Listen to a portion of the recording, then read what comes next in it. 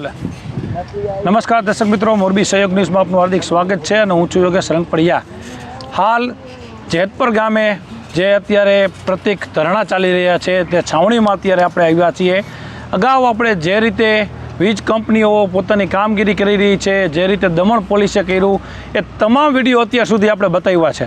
ત્યારે અત્યારે પ્રથમ વખત આપણે આ જે છાવણી છે પ્રતિક ઉપવાસની, ત્યાંથી અત્યારે આપણે જોડાયા છીએ. આપણી સાથે આ ગામના ખેડૂતો કામ અને હવે અત્યારે તો જે પોતાની માંગ લઈને આંદોલનકારી ક્યાંક ને ક્યાંક બનવું પડ્યું છે. આ કોઈ પાસે માગવા ન જાય, પરંતુ આજે પોતાના હક માટે એ કંપનીઓ પાસે પોતાનો હક માગી રહ્યા છે. પણ અત્યારે જે રીતે સ્થિતિ આખા ગામની સર્જાણી છે, અત્યાર સુધી શું આ ઘટનાક્રમ ઘટ્યો જેતપર ગામમાં, કુલ આ જેતપર ગામના કેટલા ખેડૂતોને આ વીજ કંપનીઓ દ્વારા ત્યાં વીજ પોલ નાખવામાં આવનાર છે? કંપની છે હળવદ ટ્રાન્સમિશન લિમિટેડ, અદાણી કંપનીની છે. ખાવડા કચ્છથી લાઈન નીકળી છે અને હળવદ સાપકડા જાય છે.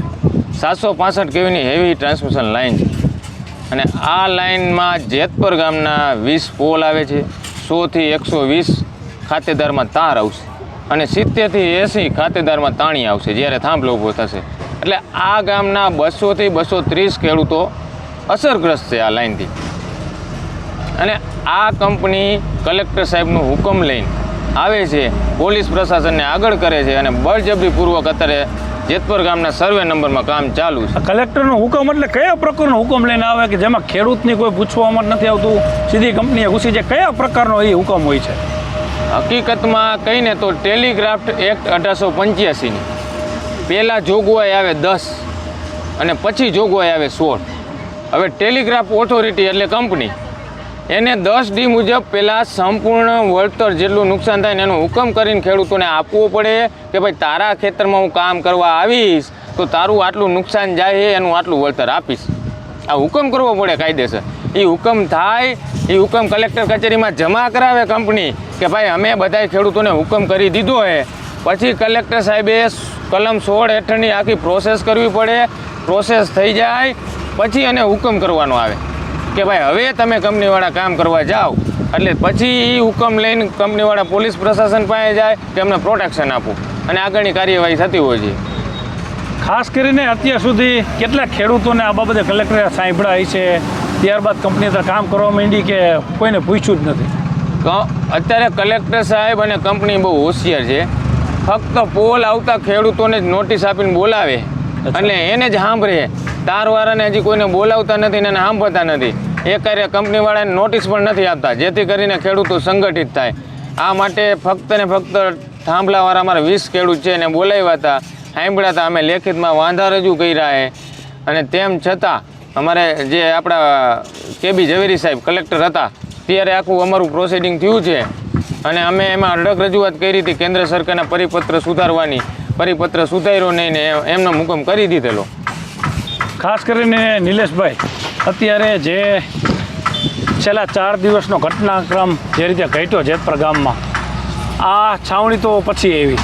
પહેલાં તો ખેડૂતો ખેતરની અંદર આ ધોમ ધકતા 45-42 ડિગ્રી ટેમ્પરેચરમાં વીજ કંપનીની જે કામગીરી ખેડૂતના ખેતરમાં થતી હતી, અહીંયા વિરોધ નોંધાવ્યો.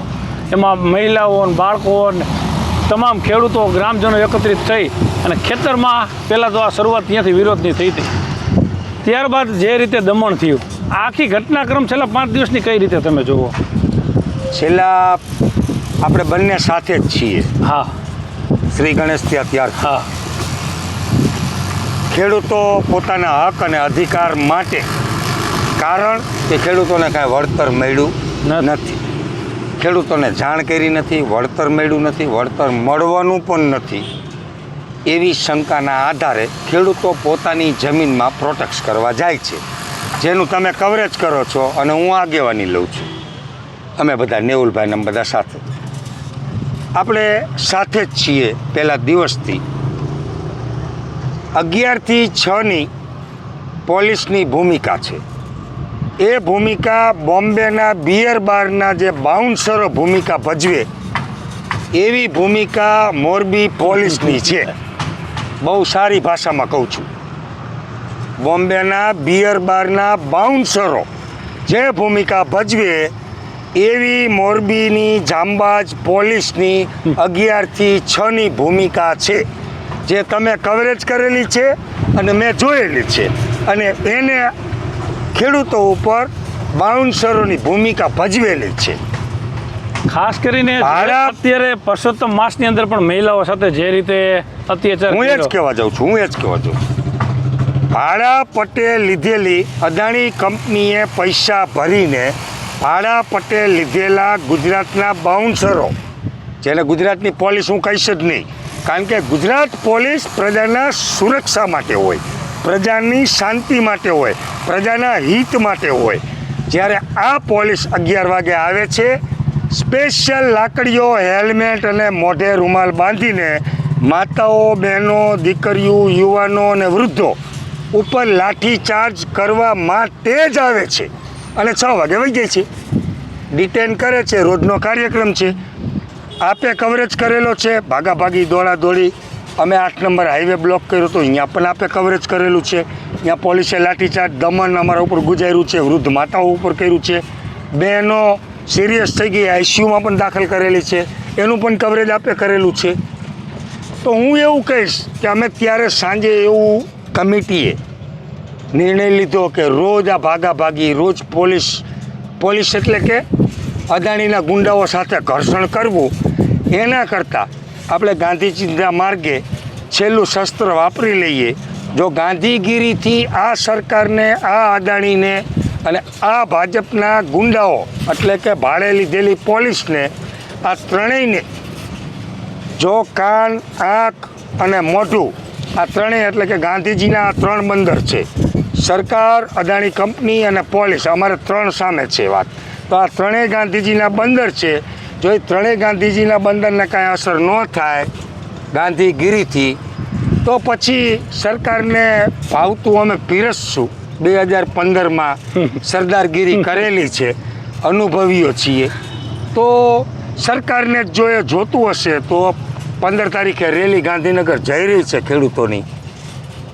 જોઈએ છીએ શું કલર આવે છે, શું ખેડૂતોનો મિજાજ છે, અને પછી સરકારને જેવું ભાવતું હશે રોટલી દાળ ભાત શાક તો રોટલી દાળ ભાત શાક આપશું.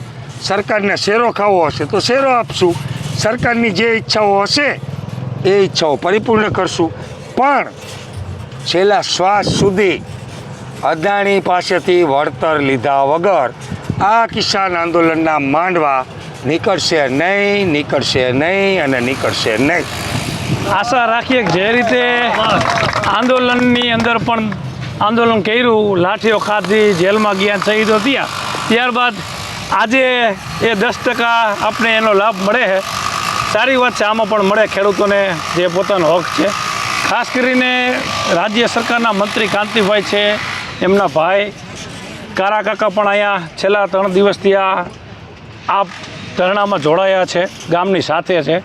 એક ગઈકાલે એમનો પણ વિડીયો આવ્યો હતો કે અમે ગામની સાથે છીએ, જેમને આવવું હોય, જે પક્ષને આવવું હોય એ અહીંયા આવી શકે. આજે તમે ગામના દીકરા તરીકે અહીંયા બેઠા હો, તમે સપોર્ટ આવ્યો હે, શું કહેશો? જે પક્ષને એવું નથી, અમારે કોઈ પક્ષ ઓલી નથી. હા, જેને આવું એ આવી શકશે. અને અમારે જે આંદોલન કરવાનું એ કરવાના છે. અત્યારે અમે ગાંધી માર્ગે હાલી છીએ. બરોબર. હવે જો પછી આગળ નહીં થાય તો પછી સરદારને હાલવું પડશે. એટલે અમે મૂકવાનું નથી. અને આ મારી બહેનોને જે કર્યું છે એ હું સહને અમે નથી કરવાના. જ્યાં સુધી હક ન મળે ને ત્યાં સુધી હું અહીંયાથી ડગવાનો નથી. અને આપણે એક સામાન્ય દુકાન અત્યારે હું ચલાવતો હોય, મારે દુકાનની બહાર દારૂ વેચતો હોય, એની આપણે ફરિયાદ કરી તો પોલીસ જેટલી સ્પીડે આવતી નથી, એથી 3 ગણી સ્પીડે અત્યારે અહીંયા ખેડૂતોને સામે લાકડીઓ લઈ અને કાયદોનો પાઠ અત્યારે ખેડૂતોને શીખવાડે છે. તો એ બાબતે આપશું કે એ બધું થઈ જશે, એમાં કાંઈ ઉપાધિ નથી કરવાની. પાઠ શીખડે કરતા આવડતું હોય ને આપણે ધરણા કરી પછી આગળ વધશું, આગળ બધું થશે. શાંતિ તેમને આપી દઈએ અમારો હક તો ભલે, એટલે એ અમે કરશું. આ છોકરાઓ કેમ કરવાનું? હું તો ગઈ બેઠો હું એની મારે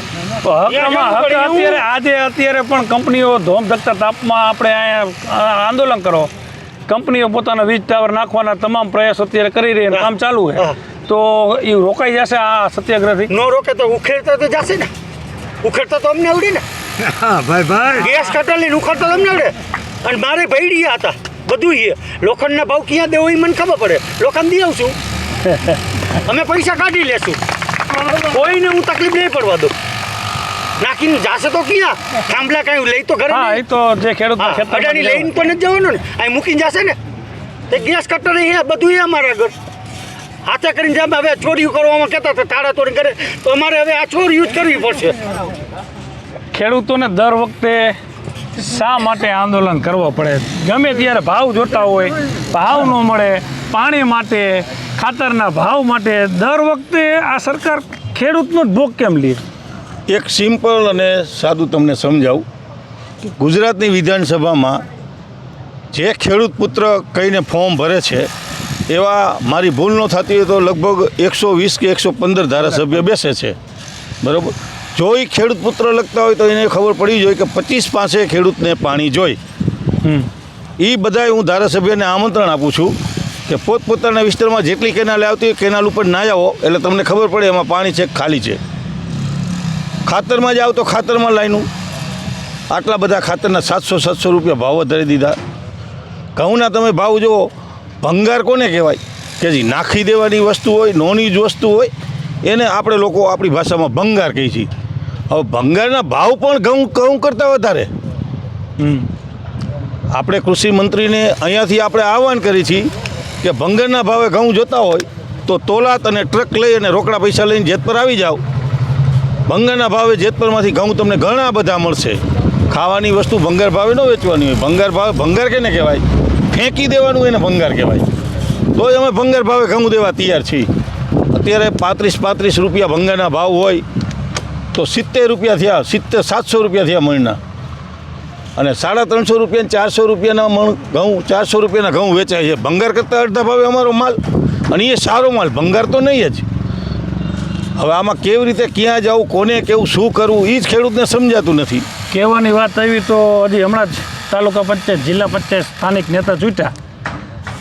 આ જગ્યા ઉપર અત્યારે જે આંદોલન હાલે, ચૂંટાયેલા આજુબાજુના તાલુકા પંચાયત હોય, જિલ્લા પંચાયત હોય કે ચૂંટાયેલા પ્રતિનિધિઓ હોય, એક પણ વ્યક્તિ અત્યાર સુધી ખેડૂતના આંદોલનમાં ક્યાંય આગેવાની કરતો દેખાતો નથી. આટો તો મારી જ ગયા છે બધાય. સવારે તાલુકા પંચાયતના સભ્ય આવ્યા હતા, જિલ્લા પંચાયતવાળા અશ્વિનભાઈ બી એકવાર આવી ગયા, બરાબર. એટલે નથી આવ્યા એવું નથી. અને હવે તો અમે એને એ લોકોને 15 તારીખ પછી એવું કહેશું કે અહીંયા આવીને બેસો, તમને પક્ષે ટિકિટ આપી છે એ અમે સ્વીકારી છીએ, પણ મત તો અમે જ આપ્યા છે, બરાબર. અને જો તમારે અમારી સાથે ન રહેવું હોય તો તમને તો અમે 5 વર્ષ માટે જ બેસાડ્યા છે. આવતા 5 વર્ષમાં તમે પક્ષની ટિકિટ લઈ આવશો, પણ મત તો અમારે જ દેવાના છે. ત્યારે આપણે હિસાબ કરી લેશું. ખાસ કરીને આ હતા જેતપર ગામના અત્યારે જે રીતે વીજ કંપની સામે વિરોધ નોંધાવી રહ્યા છે, પોતાનો હક માગી રહ્યા છે ખેડૂતો.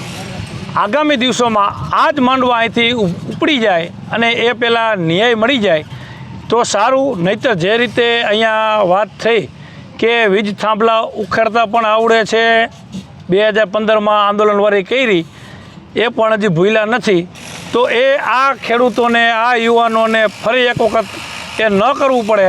અને જે રીતે ગઈકાલે રામધૂન પણ કરી એના ક્યાંક 2 શબ્દો આ કંપનીના એ લોકોને, એ માણસોને, એ પોલીસ કર્મચારીઓને ક્યાંક કાને પડ્યા હોય અને એ 2 શબ્દો ક્યાંક લાગી જાય અને એને ક્યાંક સદબુદ્ધિ આવે અને જે ખેડૂતોના ખેતરમાં વગર પરમિશને, વગર આઠાનો પાવલી દીધે અત્યારે કામ કરી રહ્યા છે, એ સદબુદ્ધિ આવે અને પૂરું વળતર નથી આપવું, નથી વિકાસમાં સહભાગી બનવું એવું નથી કહેતા, પણ સામાન્ય રીતે એ જ વીજ કંપનીઓ કોકને વીજળી મફત આપતી હોય તો ખેડૂત ખેતરમાં વીજળીનો થાંભલો મફત આપવા તૈયાર છે. એને વેપાર કરવો છે, એમાં ખેડૂતનો ભોગ લેવાતો હોય તો એ ન ચાલે. અને પૂરું વળતર આગામી દિવસોમાં ટૂંક સમયમાં મળી જાય અને આ લોકોની ધીરજની પરીક્ષા ન થાય એવી આશા અને અપેક્ષા. જય હિન્દ, જય ભારત.